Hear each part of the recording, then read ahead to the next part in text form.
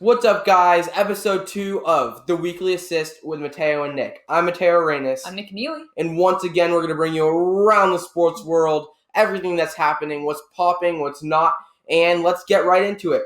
NFL Week 1 was last week, and we're going to bring you around to some of the headlines. So, in between our last podcast and our podcast now, Antonio Brown happened. Oh my god. You can check out the in-depth article on 4th and Short Sports by me, but basically, everything happened while you were gone.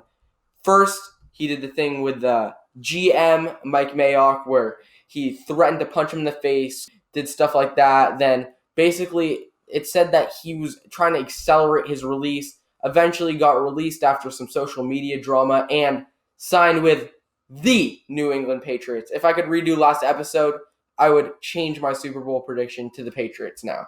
For real? All right, jumping on board that quickly. I definitely have to say that. Like, the Patriots destroy the Steelers. We'll get into that later. Okay, it's the Steelers. The Steelers are good. Well, are they really? Yes, they are. They have a lot of really good players, like James Conner, Juju. I'm not doubting that they don't have good players. They're a top 10 team. They have Ben Roethlisberger, I still think they're right. a pretty good team, even though, like, for the Patriots, they just, like, blew them out of the water. They're a doormat to them. Yeah, so next NFL headline, on the 10 o'clock slate, Nick Foles, after completing a couple good drives, got hurt. Pretty disappointing. He, according to ESPN, has had to have surgery to repair a broken clavicle and is placed on injured reserve. The Jacksonville Jaguars say that he's expected to return before the season ends, but currently they have Gardner Minshew from Michigan State, rookie, to be their starting quarterback. They also traded for Joshua Dobbs from the Steelers for a fifth-round pick in 2020. So, what do you think about this news? So the beginning of the NFL season has not been very fresh for quarterbacks. Andrew Luck's been retired. Nick Foles is hurt. The future of the quarterback this year is kind of shaky, so it's going to be pretty interesting to see how this plays out. I'm not a superstitious kind of person, but, we'll see how it goes. Yeah, and one thing that definitely shocked the NFL world this last Sunday was the Browns getting destroyed by the Titans. The final score ended up being 43-13. Just as everyone hopped onto the Browns bandwagon, they became the old Browns. Baker Mayfield's stat line read 285 yards, 1 touchdown, and 3 interceptions. Yikes. Nick Chubb only has 75 yards, no touchdowns. Odell Beckham, 71 yards, 7 receptions. They really didn't get him involved until late. Like, it was kind of really surprising for the NFL world. What do you think? I don't know how they're going to recover from this. I mean, they were obviously expecting to win. The fans were expecting to win. The players were expecting to win. Everybody knew that they had it in the bag, and they got lost to 30 by Tennessee. So, that's got to suck for them. So, let's hope they can get their heads up and, carry on for the next matchup. Yeah, Marcus Mariota played very well. Oh, yes. My guy, Marcus Mariota. 248 yards, 3 touchdowns, 0 interceptions. Rookie wide receiver A.J. Brown really showed up. He had 3 receptions only, but 3 receptions for 100 yards, average of 33 yards per reception. Also, Derrick Henry played well, 84 yards, a touchdown. It was a really good all-around game for the Titans, and they could really surprise some based on that start. But who will not surprise some is the Miami Dolphins. Oh. They got destroyed by the Ravens. Oh, my Lamar Jackson played unbelievable, just as I expected. 324 yards, 5 touchdowns, 0 interceptions. Even Robert Griffin came in at the end game, 6 for 6, 55 yards, 1 touchdown. The Baltimore Ravens played all around amazing. Rookie wide receiver Marquise Brown had 4 receptions, 147 yards, and 2 touchdowns. The Ravens look like a force to be reckoned with, and the Dolphins look horrible. First of all, they had Ryan Fitzpatrick start the game, 185 yards, touchdown, and interception. And now Josh Rosen came in to close it out. 1 for 3, 5 yards, and on his very first pass attempt, an interception. Oh. So the future for the Dolphins is not looking too good. To add on to that, there was a report that multiple Dolphins players have contacted their agents after the loss and directed them to attempt to engineer trades elsewhere. There's no looking up for the Dolphins this season. Some are wondering if it's going to be an 0-16 season. Then they'd be the only team to ever have a fully undefeated season and a full defeated season. So that would be very interesting to see. Honestly, if I was a Dolphins player, I'd ask for a trade too. Would you?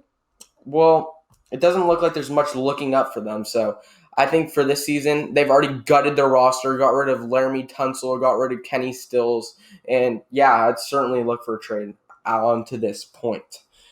Last thing I'm going to talk about in the NFL side for now is Demaryius Thomas of the New England Patriots has just been traded to the New York Jets for a 6th-round pick in 2021. The interesting part of the story is this is the first Patriots-Jets trade, the interdivision rivals, since Bill Belichick has been the head coach of the New England Patriots. He's been a Patriots head coach for 19 years. It's pretty incredible that they went that long without trading for the Jets.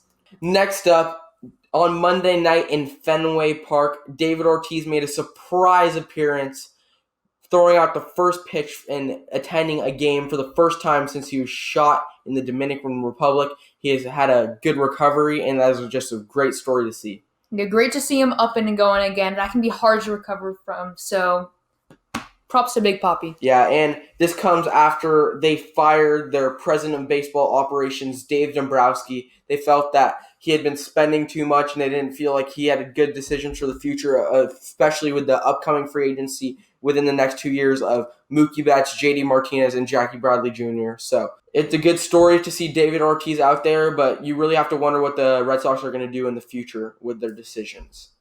Next up, Pete Alonso of the New York Mets. The rookie just passed Mike Trout, and he has the MLB record currently for home runs this season, hitting his 46th and 47th yesterday. And he is on pace to break Aaron Judge's home run rookie record of 52. There's 19 games left, and he only needs 5 more home runs to tie the record, 6 to break out. It's going to be an interesting headline to watch. Do you think you can do it? I definitely think he can do it. He is a beast. Beat Vladimir Guerrero Jr. in the home run derby, so we'll definitely be checking that out. Next, we're going to go to the tennis side of things, and Rafael Nadal won the U.S. Open on the men's side of things, and that contributes to his 19th Grand Slam title of his career. Now he's just one behind Roger Federer, and as time is running out, some are wondering if he will end up passing Federer. As Federer is still playing, he can continue to win as well. Last headline is former star wide receiver Lynn Swann has resigned from the USC athletics department. Yeah, he was the athletic director there, and he has resigned after some scandals broke out as far as the college admission scandal that we all heard about in this year. And also, there's some controversy after he didn't fire Clay Helton, the head football coach, after the USC had their first losing football season in quite some time. So he decided to resign as the head. All right, next up is a segment I decided to bring. It's a game I love playing with my friends. It is Keep, Cut, Trade. I'm going to give 3 names. We're going to have 3 ideas, and we're going to decide what we want to say about it. It's the 3 of the major sports. And first up, we're going to go to the Major League Baseball side of things, some starting pitcher action. I was saying Justin Verlander, Max Scherzer, and Clayton Kershaw. What do you think for that one? I would keep Justin Verlander, trade Clayton Kershaw, and I would cut Max Scherzer. I would keep Justin Verlander, trade Max Scherzer, and cut Clayton Kershaw. I would keep Verlander because he's unbelievable. At his age, he is still doing amazing things. He has the playoff experience. Scherzer, year in and year out, he's proven to be a reliable ace. And Kershaw, he's very good as well, but he just doesn't have the playoff, he doesn't have the talent in the playoff. He chokes in the playoffs, and I just don't think he'd be a reliable option. That is very true about the playoffs. All right, next up, we're going to go to the NFL side of things. Lamar Jackson, Josh Allen, and Sam Darnold. Personally, I would keep Lamar Jackson, trade Josh Allen, and cut Sam Darnold. Lamar Jackson, I feel like he's going to do amazing things in the NFL. Josh Allen, he has the running ability, he has the throwing ability, he has the arm strength. And Sam Darnold, I just feel like he doesn't have the attributes that the other 2 have. I would keep Lamar Jackson. I would trade away Sam Darnold, and I would cut Josh Allen. All right, now shifting to the basketball side of things, LeBron James, Giannis Antetokounmpo, and Kevin Durant. I would keep Giannis Antetokounmpo. I would trade away Kevin Durant, and I would cut LeBron James. Call me stupid. Say LeBron James is the GOAT. Well, no. Here's why. KD has a much better outside shot with him. However, nobody compares to the athleticism, the length, the personal attributes that Giannis Antetokounmpo has. Yeah, I'd have to agree with that, but as of now, I think I would cut Kevin Durant. The only reason why is because his Achilles injury is sidelining him for the whole year. So, personally, for that reason, a lot of people value LeBron James as the GOAT, so I would trade him. All right, let's go into the quarterback side of things again, and Patrick Mahomes, Tom Brady, and Aaron Rodgers. Personally, I would keep Patrick Mahomes, trade Tom Brady, and cut Aaron Rodgers. I would keep Tom Brady, I would trade away Patrick Mahomes, and I would cut Aaron Rodgers. All right, next up, we're going to talk about last week's picks. Personally, I went 13-2-1. Nick went 12-3-1, so I have the advantage as of now. Our two different picks was the Bills-Jets game. Bills ended up winning by 1. And then the Lions-Cardinals game ended up being a tie. I said Lions, he said Cardinals. So going into it, I am the leader for picks so far. So let's get into this week's picks. So Thursday night football. It is the second week matchup. The opening of the second week will be Panthers versus Buccaneers in Carolina. I have to go with Panthers here. Jameis Winston did not look sharp versus 49ers. 3 interceptions, so have to go Panthers on this one. I agree with that. Mike Evans didn't get many targets in their week 1 matchup. It could go up next week. However, Cam Newton, McCaffrey, you gotta see it. You gotta see it coming. Yeah, I agree with you on that one. Next up is Cardinals at Ravens. After Lamar Jackson showed out last week, I'm going to have to go Ravens. Marquise Brown looks like he's going to be the next top wide receiver in the NFL, and there's no messing with the Baltimore Ravens at the moment. The Ravens had a dominant game against Dolphins in week 1, destroying them solid 59-10, led by Lamar Jackson and Mark Ingram. However, I'm pretty sure a PE flag football team could beat the Dolphins. Call me crazy, but Kyler Murray is just warming up. David Johnson can catch fire soon. And Larry Fitzgerald is still somehow dominating the defense in his age. I'm picking Arizona all the way. Wow, that's a very surprising decision right there. I personally have Lamar Jackson as my number 1 breakout quarterback for the year, so I disagree on that one. Next up is Chargers at Lions. Lions were up big against the Cardinals last week, but blew their lead. Chargers barely beat the Colts, but the Colts looked pretty good. Jacoby Brissett looked pretty good. But I'm going to have to go Chargers here. Phillip Rivers is going to turn it around. Austin Eckler was amazing last week, so I think he'll continue that here, and the Chargers are going to win this game. So I'm looking at the Lions to win. Phillip Rivers went dominant last week. He had 333 yards and 3 touchdowns for the Chargers. Keenan Allen had 123 receiving yards. However, Matthew Stafford passed for 385, 3 touchdowns, and no interceptions last game. Danny Amendola had a very warm welcome to the team with 105 receiving yards, and he didn't even lead his team in receiving yards. I'm looking at a very high-powered offensive game, but it's got to be the Lions. Yeah, so we're going to have some more conflicting picks compared to last week. It will be more interesting. Next up is going to be a divisional matchup, Colts at Titans. Titans played unbelievable last week versus the Browns. Colts played very well too. Jacoby Brissett had around 190 yards and 2 touchdowns, but I'm going to have to go Titans. They just look red hot right now. They're going to involve A.J. Brown even more after he just received 3 passes last week, but still had 100 yards, so I'm going Titans on this one. I'd have to agree. Last week, everybody was basically sure that the Browns were going to destroy the league, and what they do, they got blown out. Got to be the Titans. Next up is 49ers at Bengals.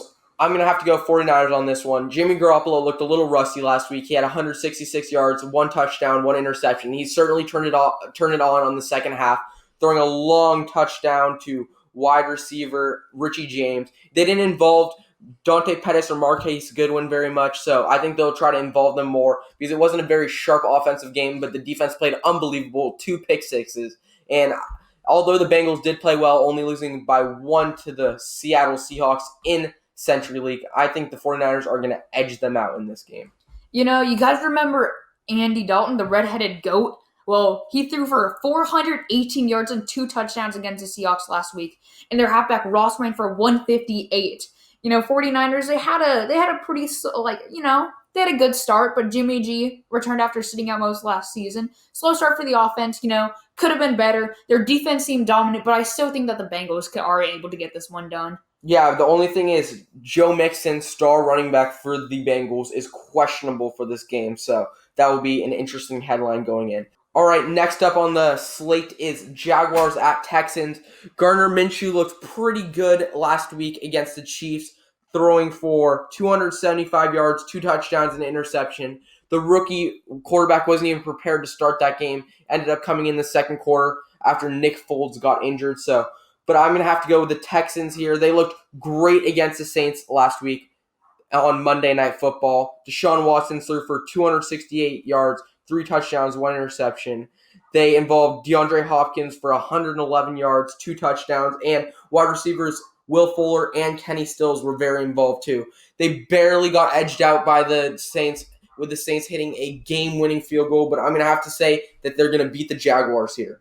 I'd actually say the Jaguars, they look super fresh. I know that the Texans barely lost to a super hot Saints team. They might go all the way. However, the Jags just seem like the better team. All right, next game is the Vikings at the Packers. The Vikings won 28-12 versus the Falcons last week. Kirk Cousins only passed for 98 yards, though. Had a touchdown, no interceptions. But Dalvin Cook played amazing. 111 yards, 2 touchdowns. But I'm going to have to say that the Packers are going to win this game. They did not look great offensively last week, barely beating the Bears 10-3. But I feel like Aaron Rodgers is going to turn it around. Aaron Jones is going to turn on the gas pedal and run for more than 40 yards, and they're going to win this game. And Devontae Adams is certainly going to play better. He only had 36 yards receiving last week, and I think he's going to do much better this week. You took the words right out of my mouth. I mean, slow start against the Bears, but it's week 1. The Packers more dominant than the Vikings. End of story. Next up is Cowboys at Redskins. Dak Prescott had a really good game last week. 405 yards, 4 touchdowns. Ezekiel only had 53 rushing yards, but he had a touchdown. And Michael Gallup had 158 receiving yards. Redskins surprised many, beating the Eagles at the first half, and the Eagles ended up pulling off a come-from-behind victory. But in his Redskins debut, Case Keenum had 380 yards and 3 touchdowns. Rookie wide receiver Terry McLaurin had 125 yards and a touchdown, but I'm going to have to say the Cowboys win this game. So I'm going to have to go with the Redskins. I mean, Case Keenum had an amazing start to his season and his Redskins debut. How many yards did he have? Yeah, how many did you say? 380 something with 3 touchdowns? That's crazy. Yeah, they still did lose that game though. Well, yes. However, Case Keenum, he was good. He had the Minneapolis Miracle, remember, in Minnesota. That was a really good play. Yeah. So he is a proven quarterback, but it is bringing up a lot of questions when Dwayne Haskins is going to come in, because he played very well in his first game. Next up is Seahawks at Steelers. The Seahawks edged out the Bengals 21-20 last week. Russell Wilson played pretty well, 198 yards, 2 touchdowns. Chris Carson had a touchdown, 46 yards. DK Metcalf in his debut had 89 receiving yards and 4 receptions. But I'm going to have to say Steelers. Steelers played horribly last week.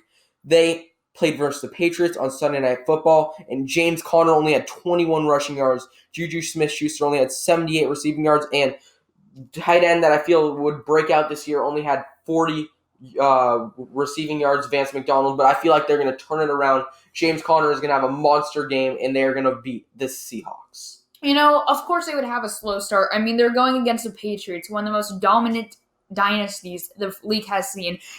James Conner, Juju, they're going to be able to turn it around. Simple enough. I believe that the Steelers are going to be able to beat the Seahawks. Yeah, in our league, James Conner certainly cost me the week in the win-loss column, only having 21 yards. And if I would have started Josh Jacobs over him, I would have pulled out the dub. But we'll talk about that later.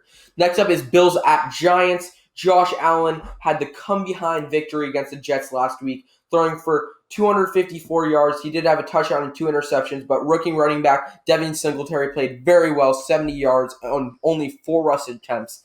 I feel like they'll feed him even more this game, and they will beat the Giants. The Giants, Eli Manning had a great game, actually. I don't like Eli Manning at all, but he had 300 yards, 1 touchdown. They did put in Daniel Jones in garbage time for 3 completions on 4 attempts for 17 yards. But Saquon Barkley rushed for 120 yards, but still didn't do it. So I don't think they're going to beat the Bills this week. Teams win championships in an Odell Beckham-less. Giants just can't seem to pull this one off. Saquon Barkley, he's great and all. Eli Manning's getting old. He did have a great game, but Daniel Jones is too inexperienced. I believe that the Bills are going to have this one in the bag. Yeah, the Giants don't have much to play for this year. The only thing they'll really be playing for is Eli Manning mentoring Daniel Jones. It'll really be interesting to see if Daniel Jones starts, because the ownership is saying Eli Manning, Eli Manning, Eli Manning, but I do not believe Eli Manning is the future for this team. Daniel Jones, I feel, will be a good quarterback. And next up is Patriots at Dolphins. The Patriots had an unbelievable game on Sunday Night Football. Tom Brady threw for 341 yards, 3 touchdowns. Julian Edelman threw for 32 yards on 1 completion and 1 attempt. And Philip Dorsett had 2 touchdowns, 95 yards. They got Edelman involved. They got Gordon involved. And it's going to be Antonio Brown's Patriot debut. Dolphins played horribly last week. So the question isn't going to be who wins this game. It's going to be how much do the Patriots win this game by. I have to disagree with you. I think the Dolphins are a very good team. Okay, yes, I think the Patriots are going to win, over under 35-point win. Well, that is questionable for me, because I feel if Josh Rosen plays a little bit more, if he plays a full half, if they put him in a little bit earlier, it'll be under 35. He is a good quarterback and just has a horrible situation, but if he doesn't, I think it'll definitely be over 35-point victory for the Patriots. Next up is Chiefs at Raiders. The Raiders had a surprising game. Not for me. I predicted them to win, but they played very well. Derek Carr threw for almost 300 yards and a touchdown. Rookie running back Josh Jacobs had 85 yards, 2 touchdowns, and Tyrell Williams received 105 yards and a touchdown.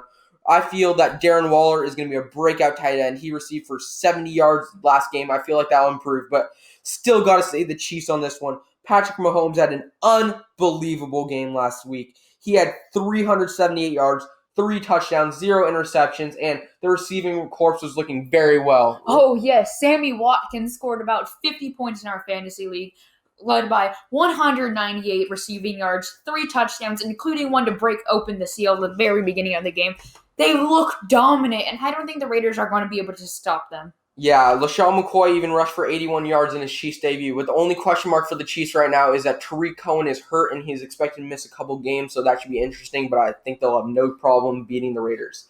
Next up is my game of the week, Saints at Rams. Saints had an unbelievable game. They did not play very well in the first half, but Breezes came and Breeze threw for 370 yards, 2 touchdowns, 1 interception in the second half. Alvin Kamara rushed for 97 yards. That could be more, but Michael Thomas and Ted Ginn Jr. received for over 100 yards, and the Saints will win this game. The Rams played well. Todd Gurley only rushed for around 100 yards. He really turned it on in the second half, but the first half he looked horrible. But the Saints will win this game. I have to disagree. I know you love the Saints. I know you love Drew Brees. But the Rams, their backfield is devastating to the defense. Yeah. That was a little alliteration right there. Jared Goff, it's the Rams. Rams backup running back Malcolm Brown rushed for 2 touchdowns last week, 53 yards. They did very well, but I'm still seeing the Saints win this game. Next up is Bears at Broncos. Bears faltered under expectations last week, having a poor game against the Green Bay Packers, only scoring 3 points. Mitchell Trubisky threw for 228 yards and an interception, and they did not feed David Montgomery enough. They only gave him 3 rush attempts. He rushed for 18 yards, and I feel the Bears will win this game after they feed David Montgomery. They will feed him. He will do good. He is my Rookie of the Year prediction, and I believe that he will break out this game. Broncos lost to the Raiders last game. They have Joe Flacco. What do you expect from him? They had a 16-point outing. Joe Flacco threw for 268 yards and a touchdown.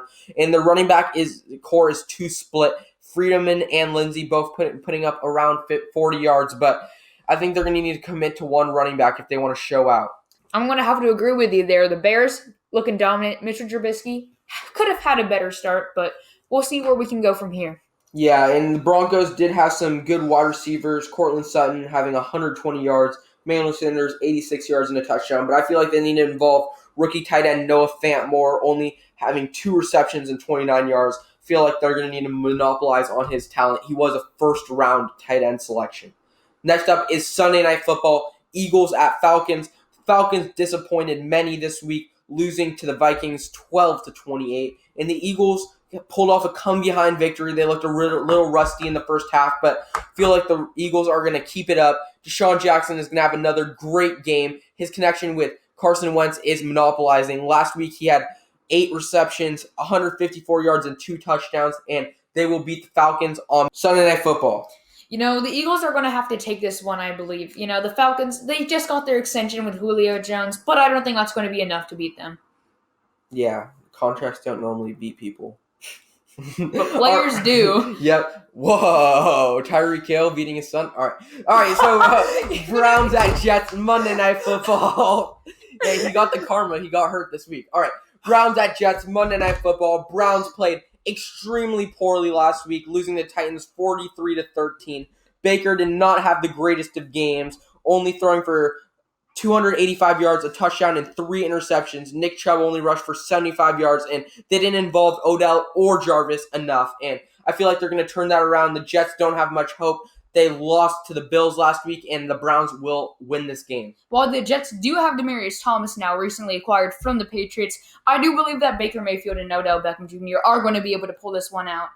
Yeah, last week, Baker Mayfield only threw to Odell Beckham Jr., who he did throw to him 11 times, but he only had 7 receptions for 71 yards. Jarvis Landry, 4 receptions for 67 yards. And David Njoku, 37 yards for 4 receptions. They're going to need to turn that around. They're going to need to throw the ball, feed it to Odell, downfield more, and they'll be able to win this game. To close us out, we're going to go to fantasy football talk. I only won in 2 of my 5 leagues this week, and that is pretty disappointing. But in our league, I lost to the Jake Highland. I had an all-right game. My Yahoo gave me a match recap of a B+. I would have beat 6 out of the 10 teams, but Jake's team just outlasted me, mainly because of Derrick Henry's 30 points and Deshaun Jackson's 40 points. But if I would have replaced James Conner with Josh Jacobs, I would have won. Vance McDonald only scored 6 points for me, but I feel like I'm going to turn it around next week against Drew Zeman. I do believe that I have the best team in the league, and that's facts, because I scored the most points this week by about 19 points. And yeah, you could say I got carried by Sammy Watkins, 50.8 points. But that's not the only good player on my team. Keenan Allen dropped 26. Deshaun Watson dropped 33. Saquon Barkley dropped 19.9. All around, my team is great.